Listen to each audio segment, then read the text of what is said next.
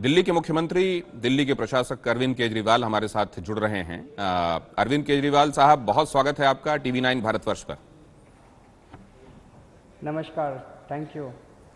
और सबसे पहले तो मैं आपसे ये समझना चाहूंगा कि आपने लॉकडाउन 5 को लेकर क्या मशवरा दिया है, क्योंकि राज्य मशवरे दे रहे हैं, उस हिसाब से केंद्र उनको उनके कदम उठाने की छूट दे रहा है। तो आपने क्या मशवरा दिया है कि वो लॉकडाउन 5 होगा, नहीं होगा, कैसा होगा, ये लोग जानना चाहते हैं। इस बार नॉर्मली मुझे लगता है कि हर लॉकडाउन के पहले वो कुछ मुख्यमंत्रियों से सलाह करते हैं, सबसे नहीं करते। तो अभी लॉकडाउन 5 के पहले उन्होंने हमारी सलाह नहीं मांगी है। तो पिछली बार उन्होंने हमारी सलाह मांगी थी, हमने सलाह दी भी थी, और हमने दिल्ली की जनता से लगभग 5 लाख से ज़्यादा सुझाव आए थे और उसको कंपाइल करके हमने पिछली बार भेजा था। इस बार केंद्र सरकार ने दिल्ली सरकार की सलाह नहीं मांगी है। तो आपको क्या लगता है, कैसा होना चाहिए लॉकडाउन 5? दिल्ली को लेकर आपकी क्या सोच है? मैंने हमेशा ये पोजीशन ली है कि मार्च के एंड में जब कोरोना नई नई बीमारी आई थी, हमारी इस बारे में कोई तैयारी नहीं थी। उस टाइम लॉकडाउन करना ज़रूरी था, क्योंकि अगर उस टाइम लॉकडाउन नहीं करते तो इतने सारे केस, इतनी सारी मौत हो जाती है। अब 2 महीने के बाद मुझे लगता है कि लॉकडाउन को खोल के धीरे धीरे अपने को नॉर्मल ज़िंदगी की तरफ बढ़ना पड़ेगा, नहीं तो लोगों की ज़िंदगियां इन्वॉल्व हैं, लोगों के रोज़ी रोटी ख़त्म हो गई, दुकानें बंद हो गई, फैक्ट्रियां बंद हो गई, रोज़गार चले गए, लोगों की ज़िंदगी कैसे चलेगी? लोग ऐसे ज़िंदगी चला नहीं पाएंगे। ये 2 महीने का टाइम जो है, तो जितनी भी जिम्मेदार सरकारें थी, और हमने दिल्ली सरकार में भी इस 2 महीने के टाइम को अपने आप को कोरोना से निपटने के लिए तैयार किया है। अस्पतालों का इंतज़ाम किया है, बेड्स का इंतज़ाम किया है, ऑक्सीजन का इंतज़ाम किया है, पीपी किट्स का इंतज़ाम किया है, रैपिड टेस्टिंग किट्स का इंतज़ाम किया है। तो वो सारी अब हमारी तैयारी है। दिल्ली में जैसे अभी केसेस बढ़ रहे हैं, उन केसेस से निपटने के लिए हम तैयार हैं। तो अब मेरा अपना ये मानना है कि धीरे धीरे लॉकडाउन को खुलने की तरफ बढ़ना पड़ेगा। लॉकडाउन जिंदगी भर हम लॉकडाउन में रह नहीं सकते हैं। आपने एक बात और कही थी, आप पहले मुख्यमंत्री थे जिन्होंने ये बात कही थी कि हमको कोरोना के साथ जीना सीखना पड़ेगा। फिर आपका एक ट्वीट भी हमने देखा कल, जिसमें आपने ये कहा कि लोग घबराएं नहीं। अब जबकि केसेस इस कदर तेजी से बढ़ रहे हैं, तब आपका ये कहना कि लोग घबराएं नहीं, ये इसको समझाइए जरा, क्यों ना घबराएं लोग?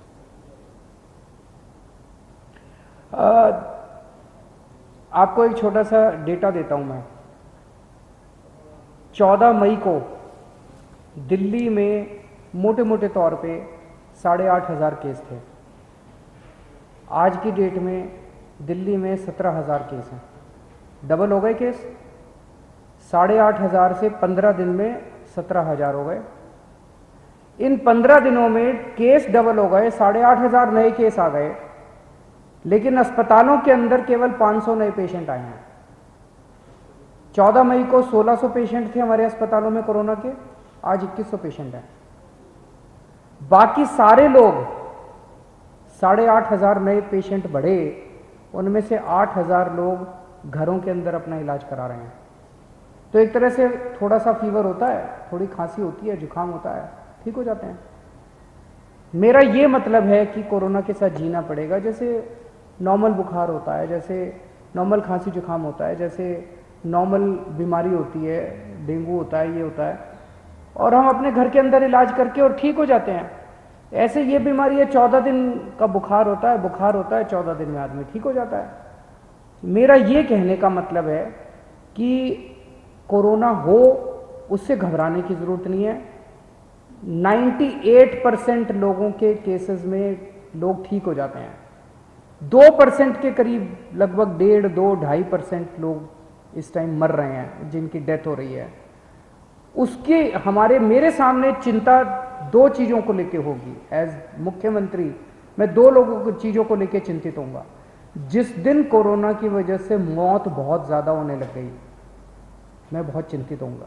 आज दिल्ली के अंदर मौत बहुत कम हो रही हैं, और उसका सबसे बड़ा कारण यह है कि हम कोरोना से 4 कदम आगे चल रहे हैं। दिल्ली सरकार कोरोना से 4 कदम आगे चल रही है। 1000 लोगों को कोरोना होता है तो हम 4000 बेड का इंतजाम कर लेते हैं।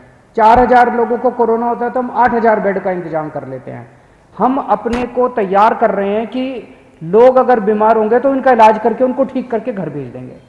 तो चूंकि हमारे पास सफिशिएंट बेड्स हैं, हमारे पास सफिशिएंट ऑक्सीजन है, सफिशिएंट वेंटिलेटर हैं, हमने मौत के रेट को काफ़ी कम रखा हुआ है।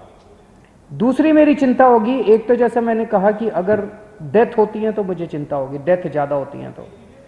दूसरी मुझे चिंता होगी कि किसी दिन 10,000 मरीज हो गए और मेरे पास बेड की कमी पड़ गई, 8,000 बेड है, उस दिन मेरे को चिंता होगी। आज ऐसा नहीं है। हमने जितने आज 2100 पेशेंट हैं हमारे पास दिल्ली में, और हमने 6,500 बेड्स की इंतजाम कर रखा है दिल्ली के अंदर, और 5 जून तक 9,500 बेड्स का इंतजाम हो जाएगा। तो हमने सफिशिएंट तैयारी की हुई है कोरोना से निपटने के लिए। लोग एहतियात बरतें, मास्क पहने, हैंड सैनिटाइजर करें, सोशल डिस्टेंसिंग करें, लेकिन अगर कोरोना हो जाए चिंता ना करें, ठीक हो जाओगे।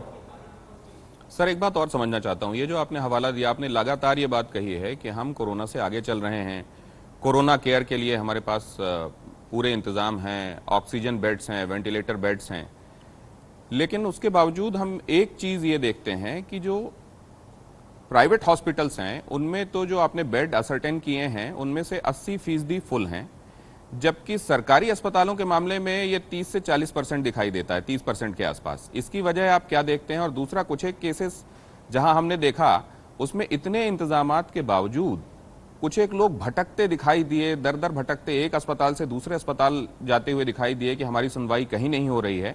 ऐसा क्यों है? 2 क्वेश्चन आपके हैं, बहुत सही क्वेश्चन आपने पूछे हैं कि प्राइवेट सेक्टर में अभी तक बेड्स की कमी थी। पिछले हफ्ते मैंने देखा था 677 बेड थे, जिसमें से 550 बेड फुल हो चुके थे। हमने तुरंत इसका इंतजाम किया। आज की डेट में Dinesh ji 2,500 bed private sector में हमने इंतजाम कर लिए हैं। अब आपको प्राइवेट सेक्टर में कमी नहीं होगी, और 5 जून तक 3,500 प्राइवेट सेक्टर में बेड तैयार हो जाएंगे। तो आपके पास आज प्राइवेट सेक्टर में 550-600 पेशेंट्स हैं, लेकिन 2,500 बेड है आज की डेट में, तो बेड की कमी नहीं है। दूसरा, बिल्कुल सही प्रश्न आपने उठाया। मेरे पास भी 2-3 लोगों के फ़ोन आए, उन्होंने कहा जी मेरे घर में कोरोना से कोई बीमार हो गया, अब मेरे को ये नहीं पता मैं किस अस्पताल में उनको लेके जाऊं। अगर कोई गवर्नमेंट में जाना चाहता है तो मेरे को तो पता है मुख्यमंत्री या सरकार में रहते हुए कि LNJP में ले जाओ, राजीव गांधी में ले जाओ। एक आम आदमी को क्या पता कौन सा कोविड अस्पताल है, कौन सा नॉन कोविड अस्पताल है? उसे क्या पता कि किसी अस्पताल में मैं लेके जाऊंगा वहाँ बेड है कि नहीं है, या मेरा मरीज बहुत ज़्यादा बीमार है तो वेंटिलेटर है कि नहीं है। तो हम ये कर रहे हैं, परसों मंडे को हम ऐप बन गया हमारा, लेकिन उसकी अभी टेस्टिंग चल रही है, पूरी टेस्ट किए बिना उसको मंडे को लॉन्च कर रहे हैं ऐप। उस ऐप को आप डाउनलोड कर लीजिए, उसमें आपको एक एक हॉस्पिटल वाइज आपको पता रियल टाइम बेसिस पे पता चलता रहेगा। 2 बार दिन में अपडेट करेंगे कि किस अस्पताल में कितने टोटल बेड हैं, उसमें से कितने ऑक्यूपाइड हैं और कितने खाली हैं, और किस अस्पताल में कितने वेंटिलेटर हैं, उसमें से कितने खाली हैं और कितने ऑक्यूपाइड हैं। ये आपको ऐप पे पता चल जाएगा। आप अपना ऐप डाउनलोड कर लीजिएगा, आपको तुरंत पता चल जाएगा। तो उसके बाद आपको दर दर भटकने की जरूरत नहीं पड़ेगी। एक बात और आपने कही थी कि हम इसी तरह वेबसाइट बनाएंगे जिसमें रियल टाइम अपडेट होता रहेगा। क्या वो वेबसाइट अप हो गई है सर? और दूसरे यही वाला जो डेटा है, ये डेटा आपके ऐप पे भी आएगा, ये डेटा आपकी वेबसाइट पे भी आएगा, और एक हेल्पलाइन हमारी है 1031, वहां पे भी आपको अगर फोन करेंगे, मान लीजिए किसी का स्मार्टफोन नहीं है, वो ऐप नहीं डाउनलोड कर सकता, उस पर फोन करेंगे, उस पर बता देंगे उनको। हाई कोर्ट को इस मामले में संज्ञान लेना पड़ा अरविंद जी, और ये कहना पड़ा कि जो नंबर्स हैं वो काम करें। तो अब ये इंश्योर होगा कि ये नंबर्स, ये वेबसाइट और ये एप्लीकेशन ये काम करे और लोगों की नीड बेसिस पे काम करे, रहे भी लेकिन काम भी हो, ये सुनिश्चित होगा। नहीं, काम तो अभी भी कर रही है। आप 1031 पे अभी अगर डायल करेंगे, जनता के सामने ही डायल करेंगे, तो आपको पता चलेगा उसमें कितनी सारी चीजें हैं। लेकिन ये ऐसी समस्या है कि लोगों की नई नई समस्या आती रहती हैं, और एज अ रिस्पॉन्सिबल गवर्नमेंट हमें जनता की समस्याओं को पता करके और अपनी हेल्पलाइन को भी इम्प्रूव करते जाते हैं, और जो जो चीज़ें हैं उनको व्यवस्था को भी इम्प्रूव करते जाते हैं। तो मान लीजिए कोई नई किस्म की समस्या आई लोगों को, तो हेल्पलाइन में फिर वो फैसिलिटी भी डाल देते हैं। तो ये वाला जो पूरा मामला उठा था, जब हाईकोर्ट को संज्ञान लेना पड़ा, उस टाइम मुद्दा यही था कि अगर किसी के घर में कोई बीमार हो जाए, उसे ये नहीं समझ आ रहा कि मैं उसको पेशेंट को कहाँ लेके जाऊँ, और दूसरी तरफ लोग देखते हैं कि रोज सरकार कह रही है हमारे पास सफिशिएंट बेड है। तो एक तरफ सरकार के पास सफिशिएंट बेड है और जनता को ये पता नहीं मैं अपने पेशेंट को कहाँ लेके जाऊं। तो ये गैप को दूर करने के लिए फिर हमने डिसाइड किया कि ऐप भी बनाएंगे, वेबसाइट पे भी लाइव स्टेटस डालेंगे और हेल्पलाइन पे भी बताएंगे। तो ये नई फैसिलिटी एक तरह से चालू कर रहे हैं। अरविंद जी, एक चिंता और है कि जो लोग प्राइवेट हॉस्पिटल्स में दाखिल हो रहे हैं, उनके जो चार्जेस हैं वो 4 लाख से लेकर 16 लाख तक। अब ये चार्जेस जो हैं ये अफोर्ड कर पाने में कई लोग सक्षम नहीं हैं। क्या इसमें कैपिंग के विषय में अस्पताल मनमानी ना कर पाए, इस विषय में आप कुछ इंश्योर कर रहे हैं? इसको जरूर करेंगे। मेरे संज्ञान में अभी ये लाया नहीं गया, लेकिन अगर आप बता रहे हैं मैं इसको चेक कराता हूं। अगर जरूरत पड़ेगी तो इसको कैपिंग भी जरूर करेंगे, और प्राइवेट अस्पताल अगर मनमानी करेंगे तो उनको डिसिप्लिन करना हमारा काम है। जो लोग सरकारी अस्पतालों में इलाज कराने पहुंचते हैं अरविंद जी, उनके बारे में आपका ऑब्जर्वेशन क्या है? ये वो लोग हैं जो अफोर्ड नहीं कर पा रहे हैं? अक्सर अपने देश के अंदर सिस्टम तो यही है कि जो लोग अफोर्ड नहीं कर पाते वो सरकारी में जाते हैं, जो अफोर्ड कर सकते हैं वो प्राइवेट में जाते हैं। लोगों को ये लगता है कि प्राइवेट अस्पतालों की सुविधा ज़्यादा अच्छी है, लेकिन मैं आप लोगों की जानकारी के लिए बता दूं कि दिल्ली के सरकारी अस्पतालों की व्यवस्था बहुत अच्छी है। आप राजीव गांधी में LNJP में जाएंगे, वहाँ पे काफ़ी संभ्रांत परिवारों के लोग भी आके अपना इलाज करा रहे हैं और उनको किसी तरह की कोई तकलीफ नहीं हो रही है। लेकिन मोटे मोटे तौर पे लोग अक्सर अभी तक का, जैसे स्कूलों में भी तो यही होता है कि सरकारी स्कूल में गरीब का बच्चा पढ़ता था पहले और प्राइवेट स्कूलों में अमीरों का बच्चे पढ़ते थे। लेकिन अब दिल्ली में व्यवस्था बदली, दिल्ली के सरकारी स्कूल बहुत अच्छे हो गए। लोग अच्छे खासे पैसे वाले लोग भी अब अपने बच्चों को सरकारी स्कूलों में एडमिट करा रहे हैं। तो दिल्ली के सरकारी अस्पताल भी बहुत अच्छे हैं, लेकिन लोगों के जिनके पास इंश्योरेंस होता है वो कहता है यार मेरे पास तो इंश्योरेंस है, मैं तो प्राइवेट में इलाज कराऊंगा। तो एक मानसिकता तो है लोगों की। लॉकडाउन 1 से लेकर अभी तक आपकी दिल्ली के मुख्यमंत्री के तौर पर, प्रशासक के तौर पर सोच, अप्रोच और एक्शन प्लान, कितनी तब्दीली आई है इसमें? देखिए, जब शुरू हुआ था इसके बारे में बहुत कुछ नहीं पता था। फ्रैंकली मैं पर्सनल बता रहा हूँ, नॉट एज, मुझे ये लगता था जैसे बहुत सारी अफवाहें थी कि गर्मी आएगी तो ये खत्म हो जाएगा। तो हम तो यही सोच रहे थे, पहले लॉकडाउन 1 हुआ कि यार अब खत्म हो जाएगा, फिर लॉकडाउन 2 हुआ तो ये लगा अब खत्म हो जाएगा। अब तो इतनी भीषण गर्मी पड़ रही है और कोरोना वहीं का वहीं बना हुआ है। तब अब ये लगता है कि कोरोना तो रहेगा जब तक इसकी दवाई नहीं आ जाती, और दवाई आने में अभी तो 1-2 साल लगेंगे, पता नहीं, कुछ नहीं पता। तो अगर कोरोना रहेगा तो अपने को कोरोना के साथ जीना सीखना पड़ेगा। जैसे हम डेंगू के साथ जीते हैं वैसे कोरोना के साथ भी जीना पड़ेगा। घर में किसी को बीमार हो, जैसे बचपन में आपको याद होगा माता हो जाती थी, वो होते थे ना चिकन पॉक्स, स्मॉल पॉक्स हो जाता था, माता हो जाती थी, तो वो घर में अलग कमरे में मम्मी बिठा देती थी, खाना भी उसी कमरे में आता था। वो भी बड़ी इन्फेक्शियस डिजीज़ है। तो ऐसे ये अगर घर में किसी को हो जाए अलग कमरे में उसको कर दो, उसका इलाज हो जाएगा, अपना ठीक हो जाएगा 14 दिन के बाद उसका। तो घबराने की ज़रूरत नहीं है। लॉकडाउन का आपने बताया कि उसने तैयारी करने का वक्त दिया, लेकिन यहां हमने ये भी सुना और कांग्रेस के पूर्व अध्यक्ष के मुंह से सुना कि लॉकडाउन तो टोटली फेल है, इसका ये यूजलेस है। इसको आपने कैसे देखा? उनको जो सबकी अपनी अपनी परसेप्शन है, उनकी अपनी परसेप्शन है, पर मेरे को पर्सनली ये लगता है कि उस वक्त लॉकडाउन करना सही निर्णय था। अगर उस वक्त हम लोग लॉकडाउन ना करते तो देश तैयार नहीं था, राज्य सरकारें तैयार नहीं थी, हमारे अस्पताल तैयार नहीं थे, व्यवस्था नहीं थी हम लोगों की, और एकदम से अगर फैल जाता तो हम इसको निपट नहीं सकते थे। मैं एज दिल्ली के मुख्यमंत्री के तौर पे कह सकता हूं कि उस वक्त हमारी सरकार इससे निपटने को तैयार नहीं थी। आज मैं कॉन्फिडेंट हूं, भगवान ना करे कोरोना बहुत ज़्यादा बढ़ जाए, लेकिन रीजनेबली कॉन्फिडेंट हूं आज मैं कि अगर कोरोना के केसेस थोड़े बढ़ते हैं, जो बढ़ रहे हैं अभी, हम उससे आज तैयार हैं। चर्चा के आखिरी पड़ाव में हूं मैं। एक बात यह भी कि दिल्ली के लोग इस बात से नाराज दिखाई दिए कि लॉकडाउन के वक्त कई बार जो दिल्ली से लगे हुए राज्य हैं वहां आवाजाही में उनको खासी दिक्कत हुई। क्या इसमें एनसीआर स्पिरिट का पड़ोसी राज्यों की तरफ से उल्लंघन हुआ है अरविंद जी? देखिए, पड़ोसी राज्यों को ये लग रहा है कि भाई दिल्ली में कोरोना ज़्यादा है और अगर हम दिल्ली के बॉर्डर को सील कर देंगे तो हम कोरोना से बच जाएंगे। कितने दिन बच जाएंगे? कितने दिन सील करके रखोगे बॉर्डर को? महीना, 2 महीना, 3 महीना, 4 महीना? कितने दिन सील करके रखोगे बॉर्डर? क्या ये इसका समाधान है? कोरोना से डील करने का क्या ये समाधान है? नहीं है। व्यवस्था बनानी पड़ेगी, अपने अस्पताल ठीक करने पड़ेंगे। एक और चीज कोरोना ने सिखाई है। 70 साल के अंदर भारत के अंदर हम लोगों ने एक बहुत बड़ी गलती की। हमने अपनी स्वास्थ्य सेवाओं में, अस्पतालों में इन्वेस्टमेंट नहीं की। हम कितना इन्वेस्ट करते हैं नेशनल लेवल पे? जीडीपी का कितना इन्वेस्ट करते हैं हेल्थ के ऊपर? कुछ भी नहीं करते। हमने अपने अस्पताल नहीं बनाए, सरकारी अस्पताल नहीं बनाए, अपनी हेल्थ सर्विसेज नहीं बनाई। पिछले 5 साल में दिल्ली के अंदर हमने, दिल्ली सरकार ने मोहल्ला क्लिनिक बनाए, पॉली क्लिनिक बनाए, अपने अस्पताल ठीक किए। इसीलिए आज हमारी व्यवस्था उसको डील करने के लिए तैयार है।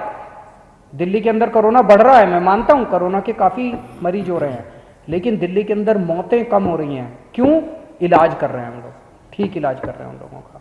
तो एक ये करना पड़ेगा, जो 70 साल की भूल है उसको सुधारना पड़ेगा। अगले साल 2 साल के अंदर केंद्र सरकार को भी और सभी राज्य सरकारों को हेल्थ के अंदर खूब इन्वेस्ट करना पड़ेगा। अरविंद जी, चलते चलते आपने बताया कि लोग घरों में भी रह रहे हैं, उनको घर में आइसोलेट रख सकते हैं वो अपने आप को। अब इसमें कैसे वो डिमार्केशन क्या है जिसमें कौन से लोग घर पे रहेंगे? आपने ये भी अपने ट्वीट में लिखा है कि अगर वो अस्पतालों में आना चाहते हैं तो वहां भी उनके लिए पूरी तैयारी है। तो अगर वो अस्पतालों में आना चाहते हैं तो क्या अस्पतालों में उनको देखने के बाद अस्पताल फिर ये तय करेगा कि कितने एसिम्टोमेटिक हैं या उनको इलाज की जरूरत है या नहीं? कौन घर पे रहेगा और कौन अस्पताल में रहेगा? इसका हमने दिल्ली में बड़ा अच्छा सिस्टम बनाया है। इसमें 24 घंटे से 48 घंटे का डिले तो होता है। आज लैब में किसी ने अपना टेस्ट कराया, कल उस लैब की रिपोर्ट आती है। तो दिल्ली में जितनी भी लैब्स हैं उन सारी लैब्स की रिपोर्ट हमारे हेल्थ डिपार्टमेंट में आती हैं। और आज टेस्ट हुआ और कल हमारे पास सारे दिल्ली में कौन कौन कोरोना का पॉजिटिव पेशेंट आया पूरी दिल्ली में, सबकी लिस्ट कल सुबह 10 बजे तक आ जाती है हमारे पास। इस लिस्ट के आधार पे हर एक को फोन जाता है, फिर या तो फोन जाता है और अगर फोन ना लगे तो उसके घर जाता है। हमारे यहाँ से डीएम की टीम्स हैं, हर डीएम ने टीम बनाई हुई है, उनके घर जाता है। वो असेसमेंट करते हैं आपसे बात करके कि आप घर में रहेंगे कि आपको अस्पताल भेजा जाएगा। अगर वो कहते हैं आप घर में रहेंगे तो घर में रहते हैं, और अगर उनको लगता है कि आप सीरियस हैं तो आपको फिर एम्बुलेंस के जरिए अस्पताल में भेज दिया जाता है। जो जो लोग घर में रहते हैं, फिर हमारी एक टीम है, उनके पास डेली फोन जाते हैं 2-3 बार दिन में, और उनसे पूछने के लिए, उनके फैमिली मेंबर से बात करते हैं, उनसे बात करते हैं कि कैसा चल रहा है, कोई दिक्कत तो नहीं हो रही है। फैमिली मेंबर्स को तो कोई दिक्कत नहीं हो रही, किसी फैमिली मेंबर में तो सिम्टम नहीं आ गए हैं। उनसे लगातार हम टच में रहते हैं, और किसी की कभी भी अगर तबीयत ज़्यादा खराब हो उसको हॉस्पिटल में शिफ्ट कर देते हैं। अब हम एक कोई ऑक्सीजन सैचुरेटर मीटर होता है, कोई मेरे को एग्जैक्टली नाम ही याद नहीं आ रहा, उससे पता चल जाता है कि आपकी ऑक्सीजन का सैचुरेशन लेवल कितना है। पहले तो क्या होता था कि अगर आपका ऑक्सीजन सैचुरेशन लेवल कम हो जाए तो आपको सांस लेने में तकलीफ होती थी, लेकिन ये बीमारी ऐसी है जिसमें देखा गया कि अगर आपका ऑक्सीजन सैचुरेशन लेवल नीचे भी हो रहा है तो आपको सिम्टम नहीं आ रहे, और जब तक सिम्टम आते हैं तब तक आपकी हालत ज़्यादा खराब हो जाती है। इसको करने के लिए हमने अभी 5000 ऑक्सीजन सैचुरेशन मीटर्स की ऑर्डर दिया है। अब जिन जिन लोगों को हम घर में रखेंगे उनको हम 1 मीटर दे देंगे, वो अपना हर 2-3 घंटे में चेक कर ले मेरी ऑक्सीजन ठीक है कि नहीं है। इसके पहले कि वो ज़्यादा खराब हो, वो अपना चेक करके और हमें फ़ोन कर देगा जी मेरी ऑक्सीजन लेवल कम हो रही है, मेरे को अस्पताल बुला लो, हम उसको अस्पताल बुला लेंगे। तो एक मरीज के ऊपर हमारा सिस्टम नजर रखे हुए है। अरविंद जी, चलते हुए क्या आप दिल्ली वालों से कोई बात कहना चाहते हैं? मैं दिल्ली के लोगों से ये कहना चाहता हूं कि केसेस बढ़ रहे हैं, ये चिंता का विषय है, घबराने की जरूरत नहीं है। अपना ख्याल रखें। 3 चीज़ें बस, सोशल डिस्टेंसिंग, मास्क और हैंड सैनिटाइज़र। ये जितना ज़्यादा करते रहेंगे, पूरे ज़्यादा मतलब मास्क तो पहन के रखना है, सोशल डिस्टेंसिंग करनी है और हैंड सैनिटाइज़र जितना ज़्यादा से ज़्यादा इस्तेमाल करें, आप अपने आप को कोरोना से बचा सकते हैं। और अगर कोरोना हो जाए तो ऐसी कोई घबराने की बात नहीं है, ठीक हो जाएंगे आप, चिंता मत कीजिए। बहुत धन्यवाद अरविंद जी और एक वक्त और देने चीज़ के मैं लिए। कहना चाहता हूँ कि अगर कोरोना हो जाए तो अस्पताल मत भागिए। अगर आपकी सिंपल सी है, आपको आज, कई बार क्या होता है कि आज रिपोर्ट आई, आपको पता चल गया, तुरंत आप दौड़ते हैं चारों तरफ, कल या परसों में आपके पास जरूर फोन आएगा। अगर आपकी हालत सीरियस है तब तो आप अस्पताल चले जाइए, अस्पतालों के अंदर बेड्स का इंतजाम है, आपको तुरंत मिल जाएगा। अगर आपकी हालत सीरियस नहीं है, केवल पॉजिटिव आए हैं, थोड़ा मोटा बुखार है या एसिम्टोमेटिक है, कोई सिम्टम नहीं है, अपने घर पे रहिए। आपको कल या परसों में कोई या तो फ़ोन आएगा या कोई हमारे यहाँ से आएगा आपके पास, और आपको सारा समझा के जाएंगे हम। धन्यवाद अरविंद जी और बहुत सारी शुभकामनाएं। इस चुनौती को आप बखूबी निपटें और आपके साथ साथ वो तमाम लोग जो आपसे संबद्ध है, आप जहां पर देख रहे हैं, आपका जहां डिस्क्रिप्शन है, वो तमाम लोग आपकी लीडरशिप में इस चुनौती से पार पाएं, इसके लिए आपको बहुत शुभकामना। अरविंद केजरीवाल जो कह रहे हैं कि हम कोरोना से 4 कदम आगे चल रहे हैं। उन्होंने इस बात का भी उल्लेख किया कि हमने उतना इन्वेस्ट नहीं किया है बीते सालों में अपने हेल्थ सेक्टर पर जितना किया जाना चाहिए। सवाल यह भी है कि हमने उन देशों को भी देखा है स्ट्रगल करते हुए जिनके पास हेल्थ इंफ्रास्ट्रक्चर वर्ल्ड क्लास है और जिनकी मिसालें दी जाती हैं। तो बहुत सारे फैक्टर्स हैं जो इस समय काम कर रहे हैं। इस बारे में कोई दो राय नहीं है कि हमारे हर एक सेक्टर्स में, जिसमें हेल्थ सेक्टर एक महत्वपूर्ण सेक्टर है, इन्वेस्ट किया जाना चाहिए। जीडीपी का एक बड़ा हिस्सा उस तरफ जाना चाहिए। लेकिन साथ में हमको ये भी देखना है कि कोरोना के समय की चुनौतियों में कौन से वो तमाम कारक हैं जो काम कर रहे हैं और क्या उन कारकों के काम होने देने में हम लोग सहायक की भूमिका या उत्प्रेरक की भूमिका निभा रहे हैं। फिलहाल इतना ही।